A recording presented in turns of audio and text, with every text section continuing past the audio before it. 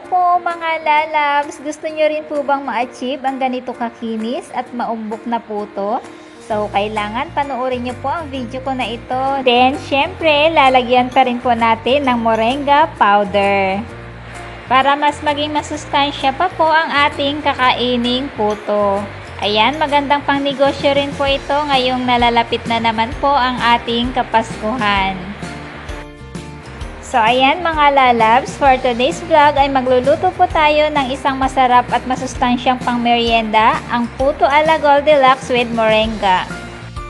Narito po ang ating mga ingredients. Siyempre ang ating flour, ayan, chinis ko na po kanina, sugar, eggs, evaporated milk. Depende po sa inyo mga lalabs kung gusto nyo pong gamitin ay condensed milk or powdered milk.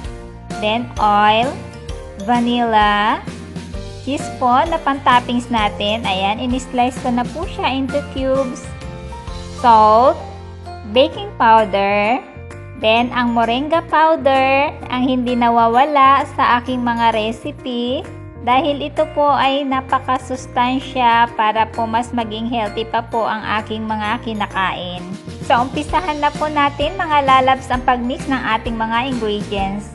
Ilagay po muna natin ang ating baking powder sa ating flour. Then, i-add na rin po natin mga lalabs ang salt. Next na po ang sugar.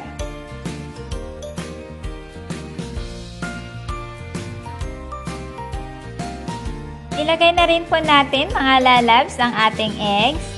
Ayan, kung hindi po kayo sure mga lalabs na fresh ang nabili nyo na eggs, ay i-separate nyo po muna sa isang bowl para po hindi po masayang ang lahat ng mga ingredients.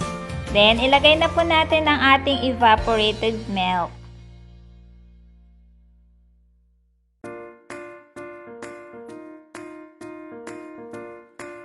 Then, i-mix lang po natin mga lalabs.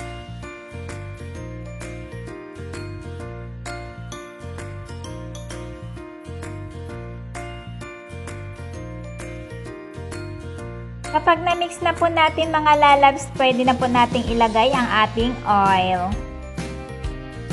Pwede rin po kayong gumamit mga lalabs ng melted butter, pero ito po kasi yung sekreto ko para maging makinis yung aking puto.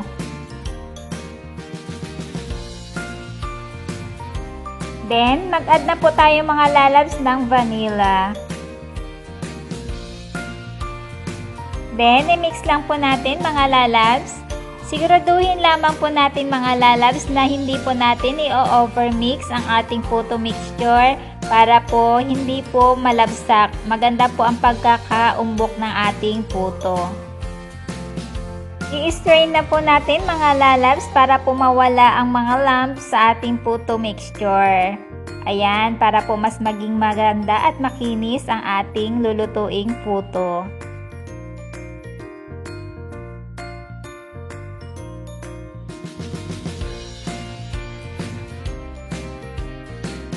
So, ito na po mga lalabs, na-strain na po natin.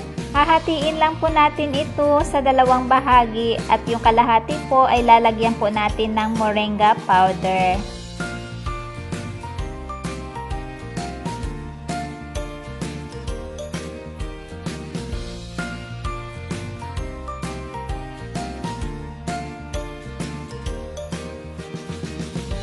So, ayan, lalagyan na po natin mga lalabs ng moringa powder ang kalahati ng ating puto mixture.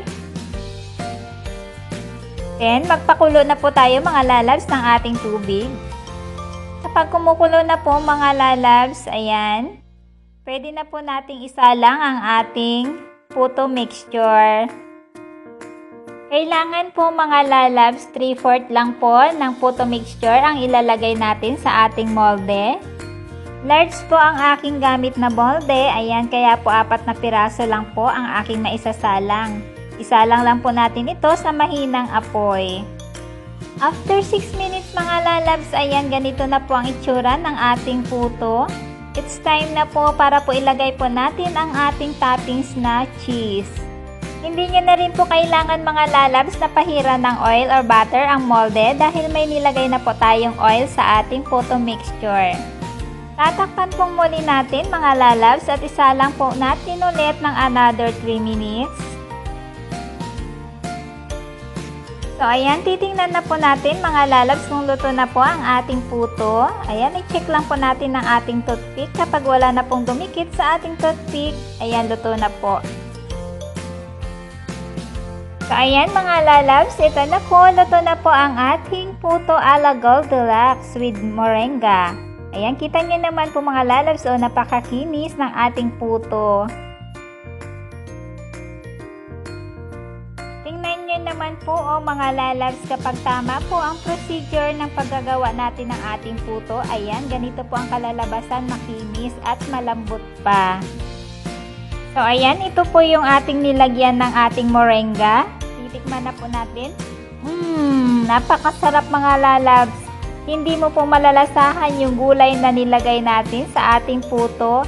At ang sarap po yung gatas dahil hindi po natin nilagyan ng tubig. Gatas lang po, ayan, napakasarap po ang kalalabasan ng ating puto. Sa 2 cups po mga lalabs na flour na ating ginamit, ayan, nakagawa po tayo ng 21 piraso. Gamit po ang large na molde. Kapag gusto nyo pong gawing negosyo, ayan, dudublihin nyo lang din po ang mga ingredients na nandito, nasa description box. At dubli rin po ang inyong magiging kita. At kung bago ka pa lamang po mga lalabs sa aking channel, palike na rin po at subscribe.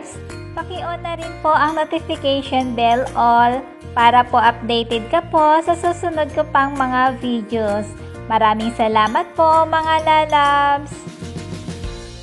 So ayan, nakagawa na naman po tayo mga lalabs ng isang masarap at masustansyang pang merienda.